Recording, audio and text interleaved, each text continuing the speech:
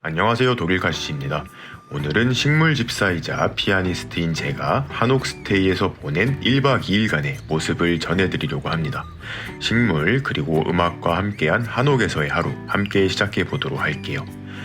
삭막한 도심을 떠나 한강 줄기를 따라 굽이굽이 길을 따라가니 오늘의 목적지 선제마을에 도착했습니다.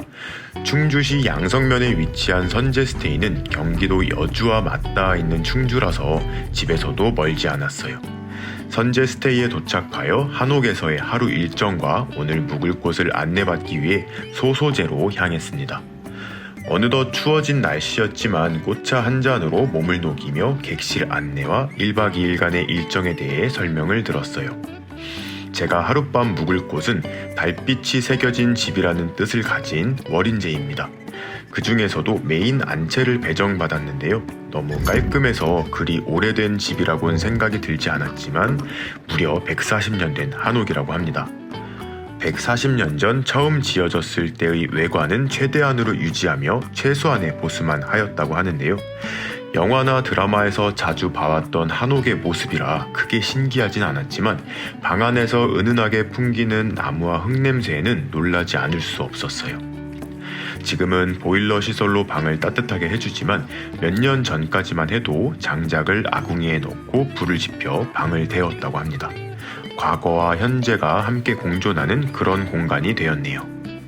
숙소에서 간단하게 꾸려온 짐을 풀고 호스트 선생님과 차 한잔을 하기 위해 동천초당으로 향했습니다.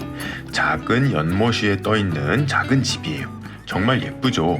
개인적으로 선제스테이에서 가장 마음에 드는 공간이었습니다. 돌다리를 건너 동천초당에 들어 호스트 선생님과 여러 이야기를 나누었는데요. 사전에 선생님께서 수국을 굉장히 좋아하신다는 소식을 듣고 제가 선물을 가져왔습니다. 어렵게 구한 대왕 목수국 화분인데요. 선제스테이에도 몇몇 수국을 심어 두셨는데 충주는 겨울에 엄청나게 추운 곳 중 한 곳이기 때문에 매년 수국꽃은 보지 못하고 잎만 본다고 하시더라고요. 목수국은 추위에 엄청 강한 수국이다 보니 선생님과 함께 한옥 마당에 대왕 목수국을 심어두었습니다. 지금도 굉장히 크지만 몇 년 지나면 이곳 선제스테이의 명물이 될 수 있지 않을까 생각을 해보았습니다. 스스로 굉장히 만족해하는 모습이에요. 그리고 본격적으로 한옥 주변을 돌아보며 식물들 구경을 해보았습니다. 방문을 열자마자 보이는 연못에는 연이 심어져 있습니다. 매년 여름 예쁜 연꽃을 피워준다고 하는데 지금은 겨울을 앞두고 있어 낙엽이 하나둘 지고 있어요. 연못이 아닌 화분에도 연을 키우고 계셨는데요. 연못의 연근을 쪼개서 번식을 한 개체이지만 화분에서 자라서 그런지 덩치는 연못에 있는 개체보다는 작았어요. 연꽃의 씨앗인 연자도 제대로 여물진 않았네요. 자, 이 나무 여러분들 무슨 나무인지 눈치채셨나요? 저도 처음엔 설마 했는데요. 맞습니다. 엄나무예요. 엄나무도 오랜 세월 자라면 이렇게 큰 고목이 된답니다. 제가 본 엄나무 중 가장 컸어요. 자두나무도 한 그루 심어져 있습니다. 15년 전에 작은 묘목을 심어 가꾸셨다고 하는데요. 매년 봄 예쁜 꽃을 보여주고 여름이 되면 열매도 많이 단다고 하는데요. 자두는 각기 다른 품종의 꽃가루가 수정이 되어야 열매를 잘 맺는데 선제스테이 바로 뒤에 복숭아와 자두밭이 있어서 자두나무는 매년 풍년이라고 하네요. 한옥 돌담 아래에는 미니 대나무들이 자라고 있었는데요. 원래는 돌탑 옆에 한 뿌리 정도를 심어 놓으신 건데 본래 심어둔 미니 대나무는 고사하고 땅 아래로 뿌리가 뻗어 이렇게 돌담 아래 스스로 자리를 잡았다고 합니다. 대나무는 사실 생명력이 엄청 강한 식물 중 하나입니다. 앞서 차를 마셨던 동천초당의 연못에는 수생식물인 수련과 붓꽃 그리고 꽃창포도 자라고 있네요.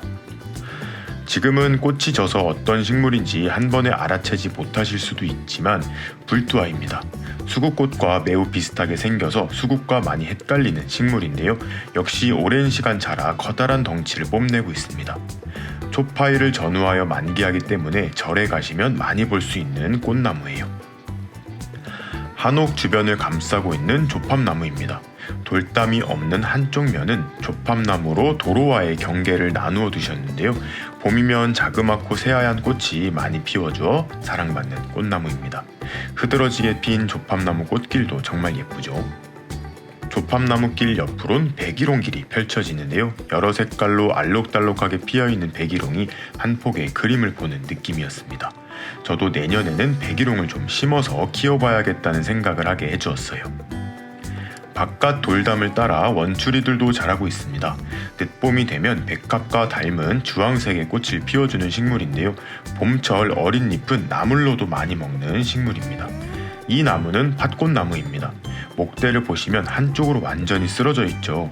몇 년 전 자동차가 팥꽃나무를 들이받아 가지가 부러졌는데 원래대로 세워주려고 보니 가지가 완전히 부러질 것 같아서 부목만 대주어 살리셨다고 해요. 나름 유니크한 수영을 가진 것 같습니다. 역시 봄이 되면 예쁜 꽃을 피워주는 꽃나무예요. 마지막 식물은 인동입니다. 덩굴성을 가진 식물로 담벼락을 잘 타고 자라고 있는데요. 직접 심으신 것은 아니고 야생에서 씨앗이 떨어져 이렇게 자랐다고 하네요. 까맣고 귀여운 인동의 열매를 실제로 처음 봐서 굉장히 신기했습니다. 식물 구경을 마치고 근처 한강길을 따라 산책을 나왔습니다. 슬슬 해가 질 시간인데 이곳의 일몰이 정말 아름답다고 하더라고요. 실제로 제 눈엔 굉장히 예뻤는데 카메라에 그 모습이 담기지 않아 아쉽기만 합니다. 산책을 1시간 정도 하고 돌아오니 저녁 식사가 차려져 있었는데요. 선제 스테이의 석식은 채식으로 이루어져 있어요. 음식을 통해 평화와 고요를 전하고 싶은 마음을 담으셨다고 합니다. 대부분의 식재료는 근처에서 나고 자란 것들이고 계절에 따라 달라진다고 하네요. 사실 저는 고기를 좋아해서 아주 살짝 실망을 하긴 했지만 막상 먹기 시작하니 꿀맛이었습니다. 워낙 제가 잘 먹기도 하지만 밥그릇을 하나 다 비우고 한 그릇을 더 먹었어요. 결국 반찬까지 남김없이 다 먹었는데 조리사 선생님께서 엄청 좋아해 주셨습니다. 저녁 식사를 마치니 노곤노곤해지기 시작해서 씻고 잘 준비를 서둘렀습니다. 한옥 스테이라고 해서 씻을 때 좀 불편하면 어쩌나 걱정하면서 왔는데 집 욕실보다 훨씬 좋았습니다. 따뜻한 물도 잘 나오고 괜한 걱정을 했던 것 같아요. 도시의 밤과 달리 한옥에서의 밤은 일찍 찾아왔습니다. 굉장히 조용하고 어둡다 보니 잠자리에도 일찍 들게 되더라고요. 따뜻한 아랫목에 이불을 깔고 한옥에서의 첫날을 마무리합니다.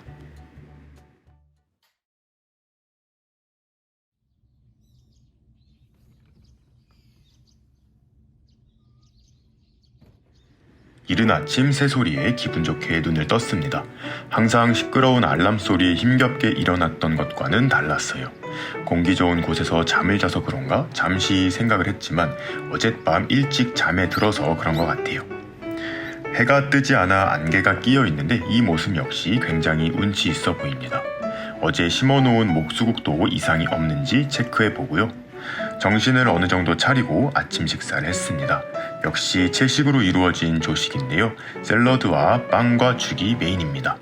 완전한 채식은 아니기 때문에 우유나 치즈 정도는 종종 첨가가 된다고 해요. 아침을 든든히 먹고 후식으로 나온 밤 정과까지 맛있게 먹는데 창밖으로 참새 한 마리가 자기도 먹고 싶은지 쳐다보고 있어요. 해가 뜨고 나니 어제는 정신이 없어 미처 감상하지 못했던 한옥의 아름다운 모습이 눈에 들어와 눈과 카메라에 담는 시간을 가져보았습니다. 잠시 감상해 보시죠.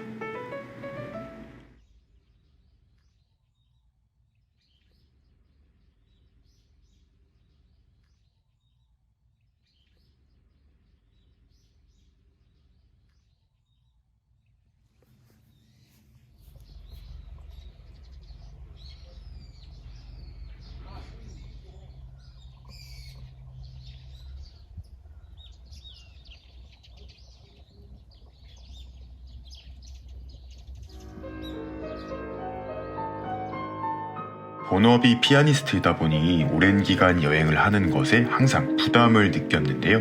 이곳 선제 스테이에는 피아노가 있어서 마음껏 연습을 할 수 있어 너무 좋았어요. 매월 유명한 예술가들을 초청하여 선제 음악회를 개최하는데 언젠간 저도 이곳에서 여러분들과 만날 날을 기대합니다. 이렇게 선제 스테이에서의 1박 2일간의 힐링을 마치고 충주 투어를 시작했습니다. 사랑의 불시착, 육룡이 나르샤 등을 촬영한 충주 비내길입니다. 이곳은 굉장히 아름다운 자연 경관을 눈에 담을 수 있는 곳인데요. 특히 전봇대와 같은 시설물이 없어서 사극 촬영지로 사랑을 받고 있습니다. 지금은 바다처럼 펼쳐진 멋진 갈대숲을 볼 수 있었어요. 그리고 충주 고구려비 전시관으로 향했습니다. 충주 고구려비라고 하면 그게 뭐야? 라고 하실 수도 있는데요. 중원 고구려비라고 하시면 하실 거예요. 현재 우리나라에 있는 유일한 고구려비입니다. 몇 년 전까지는 중원 고구려비로 불리다가 현재는 충주 고구려비라고 칭하고 있다고 해요. 한옥에서의 하룻밤을 머물고 충주 고구려비까지 보고 나니 마치 타임머신을 타고 과거로 다녀온 기분이 들었습니다.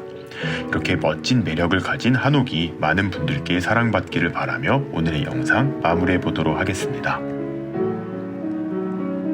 뿅.